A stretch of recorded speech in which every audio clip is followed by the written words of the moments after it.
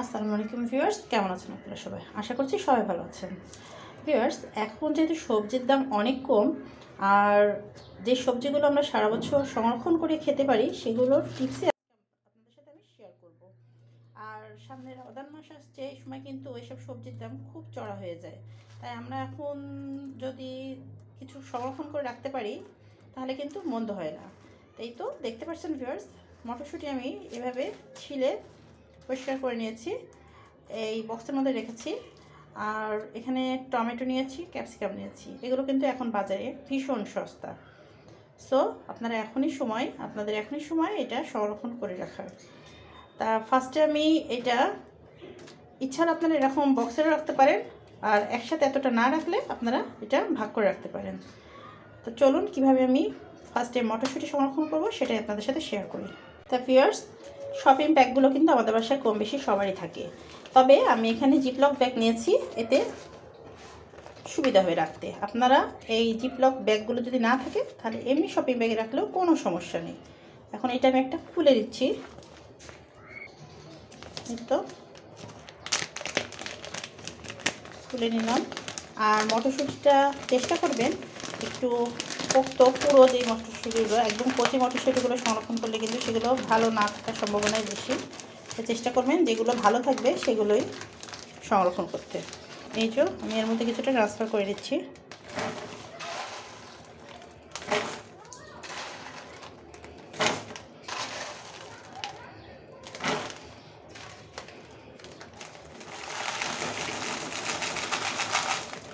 অর্ধেকটা দিলাম।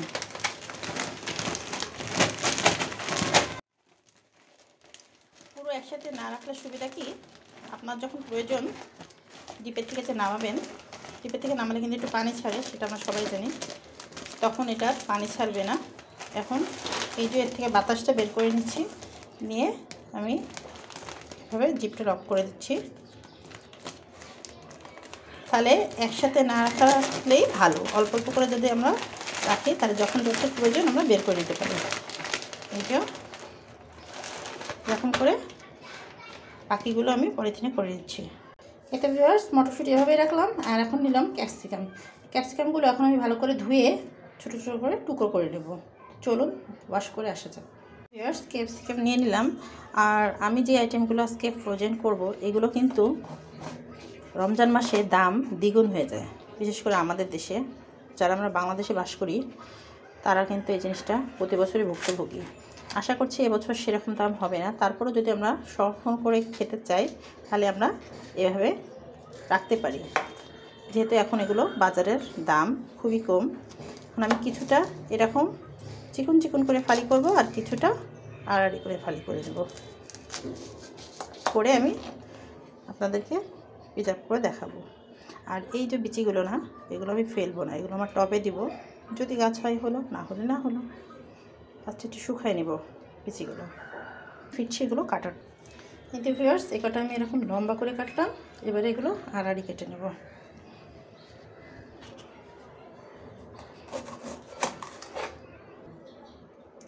এই যে এগুলো এরকম বড় বড় করে টুকরো করে নিচ্ছি।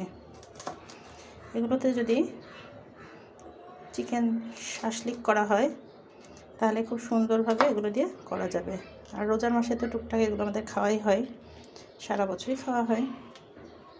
তাহলে ভিউয়ার্স, আমি যেভাবে ওভাবে করছি এভাবে যদি আপনারা সংরক্ষণ করে রাখেন তাহলে কিন্তু আপনাদের কাজে আগায় যাবে এবং সময় অনেক সাশ্রয় হবে। দুই দিক দিয়েই ফায়দা হবে। এক হচ্ছে সংরক্ষণ, দ্বিতীয় হচ্ছে রমজানের জন্য আপনাদের অগ্রিম প্রস্তুতি।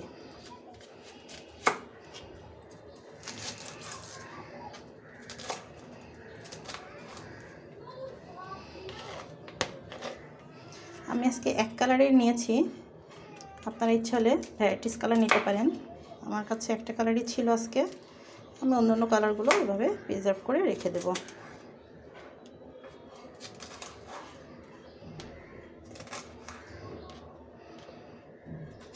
আর এগুলো বাইরে বেশি দিন ভালো থাকে না, ডিপে যদি আমরা সুন্দরভাবে একবারে রেখে দিই অনেক দিন আমরা এটা সংরক্ষণ করে রাখতে পারি। তাই এইগুলো আমি এখন জিপলক ব্যাগে ভরে নিচ্ছি। যেরকম যেহেতু কেটেছি আমি দুইভাবে রাখবো, একসাথে রাখলে তো মিলে যাবে, এটাই স্বাভাবিক।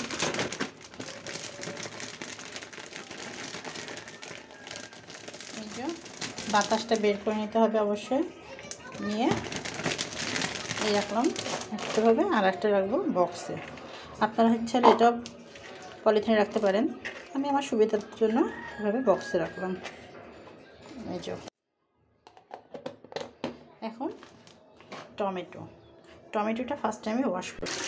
টমেটোটা খুব ভালোভাবে ওয়াশ করে পানি দিয়ে ধরিয়ে নিচ্ছি, ধুইতে সবগুলো নিয়ে নিচ্ছি।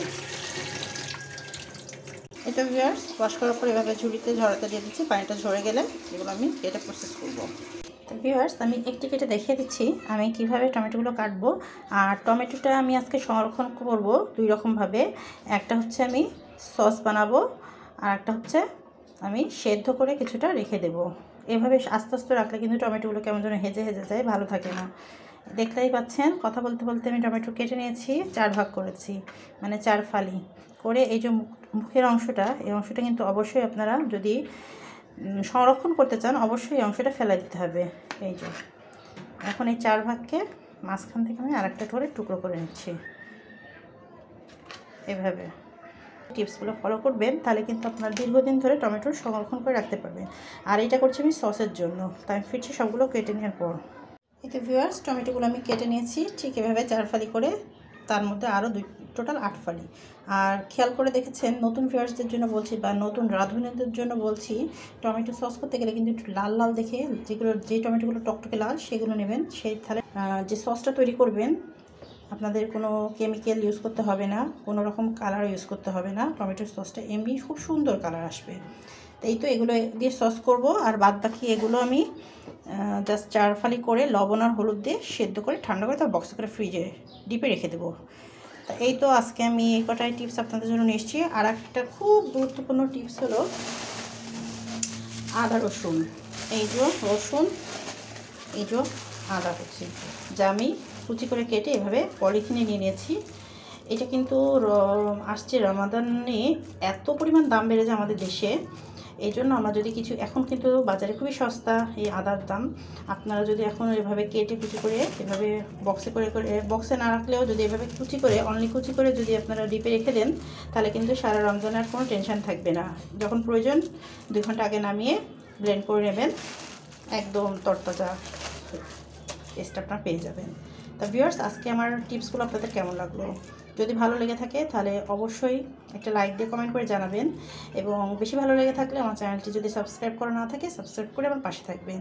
তাহলে ভিউয়ার্স সবাই ভালো থাকবেন, সুস্থ থাকবেন, আবার দেখা হবে পরবর্তীতে নতুন কোনো ভিডিও নিয়ে, নতুন কোনো রেসিপি নিয়ে। সবাই ভালো থাকবেন, আল্লাহ হাফেজ।